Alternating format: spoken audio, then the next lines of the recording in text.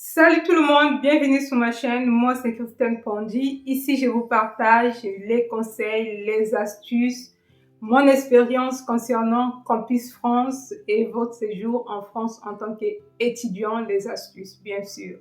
Mais dans cette vidéo, je vais vous partager les différentes démarches à laquelle vous devez effectuer dès votre arrivée, dès les premiers mois que vous êtes en France, les premières semaines, juste après.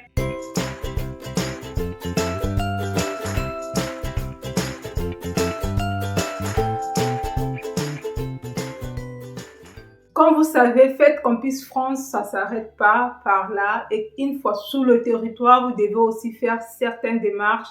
C'est obligatoire, voire même caractère très obligatoire. Nous avons 7 à 8 démarches à effectuer une fois que vous êtes sur le territoire français. Premièrement, vous devez acquitter de votre CVEC. Le CVEC, j'ai fait une vidéo sur ça. Contribution à la vie étudiant et campus. Il faut payer le CVEC. Sans le CVEC, vous ne pouvez pas procéder à faire votre inscription à la fac. Vous pouvez payer le CVEC par vos cartes bancaires. Maintenant, si vous n'avez pas le carte bancaire, vous pouvez vous rendre à la poste de votre ville. Vous demandez, je vais payer le CVEC étudiant. Deuxième démarche à effectuer, c'est de faire votre inscription à la fac. Présentez-vous à votre fac, à votre établissement, effectuez votre inscription là aussi, soit par carte bancaire ou par virement ou encore par la poste. Si vous n'avez pas de carte bancaire, si vous n'avez pas de carte bancaire, si vous n'avez pas des parents, des amis, vous pouvez tout simplement passer par la poste. Deuxièmement, il faut ouvrir son compte bancaire parce que c'est très important. Vous devez prendre rendez-vous à la banque de votre choix et ouvrir votre compte bancaire.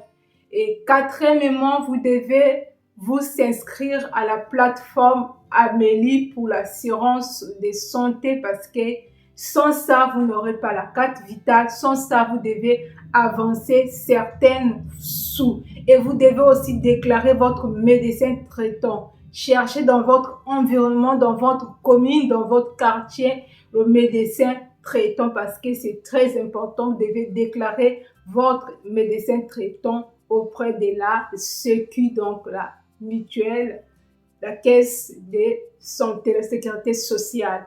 Et vous allez recevoir aussi votre carte vitale. Si vous n'avez pas de carte vitale, vous pouvez toutefois contacter la Sécu pour le mois, au moins 3 mois ou 4 mois. Si vous n'avez pas toujours la retour de la carte vitale, vous pouvez leur demander. Il faut faire des démarches à temps parce que certaines démarches administratives sont longues. Après la Sécu, vous devez aussi vous souscrire à ce qu'on appelle la responsabilité civique. Normalement, la responsabilité civique, c'est obligatoire pour tout le monde, que tu sois étudiant, que tu ne sois pas étudiant, tu as droit à avoir la responsabilité civique parce que ça te permet tout simplement, en cas de dégâts, si tu as poignardé une personne, tu as giflé une personne, tu as fait un faux pas dans la rue, c'est l'assurance de responsabilité civique qui va endosser les frais. Et même pour faire l'inscription à la fac, on vous demandera toujours de présenter votre attestation de responsabilité civique. C'est le même cas aussi, vous devez, pour les gens qui seront hébergés de façon autonome, qui aura leur propre appartement, vous devez vous souscrire aussi à l'assurance d'habitation. L'assurance d'habitation permet de couvrir tous les dégâts de votre appartement en cas de soucis dans votre appartement, de fuite d'eau, peu importe, c'est l'assurance d'habitation. Maintenant, les deux assurances, vous pouvez en avoir si vous voulez chez votre banque. Une fois, si vous ouvrez votre compte bancaire, demandez à votre conseillère quelles sont aussi les choses à laquelle vous pouvez bénéficier comme assurance des responsabilités civiques ou encore la assurance d'habitation parce que c'est très important. Moi, je préfère de le faire avec la banque parce que ça sera condensé. Les prix parfois sont abordables. Ça dépend de votre choix que vous devez faire parce que ça coûte aussi, ça demande de l'argent. Il faut payer chaque fin de mois quelque chose. Maintenant, pour faire votre inscription à la fac, vous devez avoir votre attestation de accord préalable.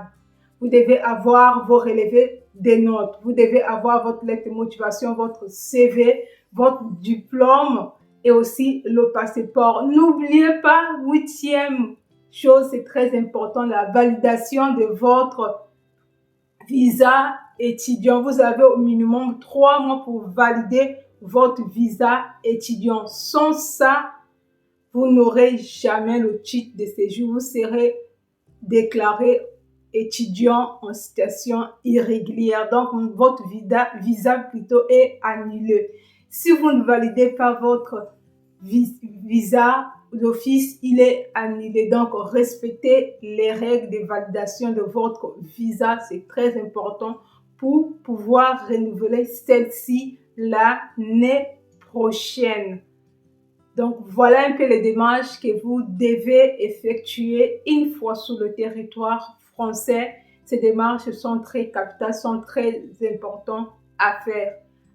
La France, c'est un pays de là où il faut toujours faire les démarches. La France, ici, c'est la paperasse. C'est des démarches. Tout est justifié sur papier. Sans papier, tu ne présentes pas de papier, ça ne va pas le faire. C'était tout pour aujourd'hui. N'oubliez pas aussi de demander l'APL si vous êtes dans un logement autonome, si vous vivez de façon autonome. C'était tout pour aujourd'hui. Si cette vidéo t'a apporté de la valeur ajoutée, n'hésite pas de t'abonner, de liker et d'activer la cloche de notification.